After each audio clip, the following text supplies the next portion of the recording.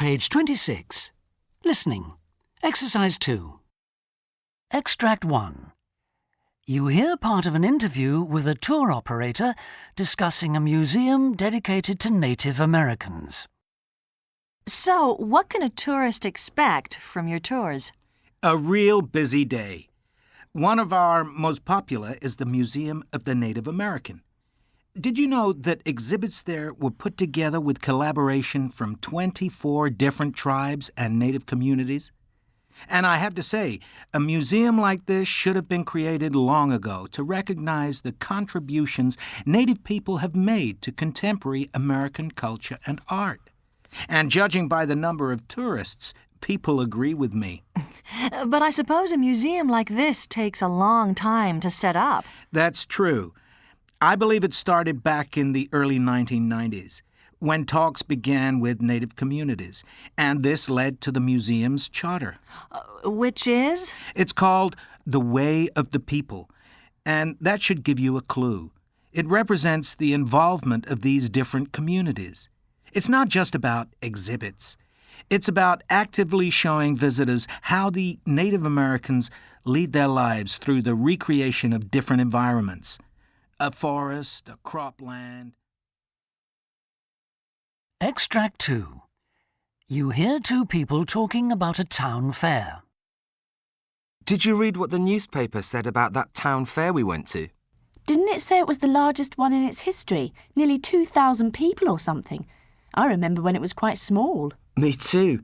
But apparently people travel from all over now, and it's attracting a lot of publicity. It was certainly very busy, and the atmosphere, wonderful. Yes, it was quite a day. I think what I enjoyed most was the beginning, the procession through the town at midday, finishing up in the town square with the musicians and dancers.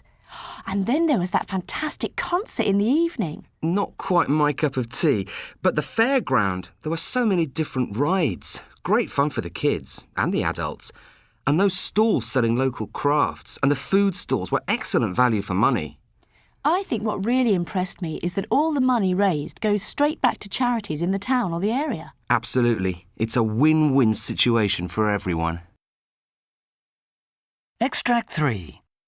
You hear part of an interview with a woman who is a museum curator.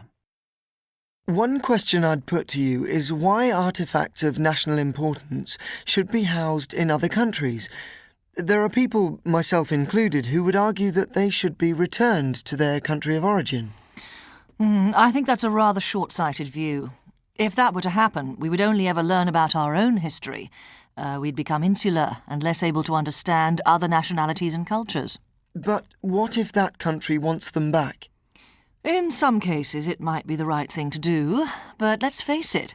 If this became a general policy, many of the world's museums would be empty.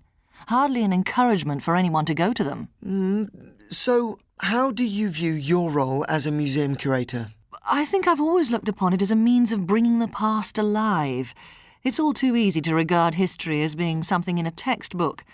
What we need to do is make people aware not only of their own roots, but of all those people who inhabited the world long before we did.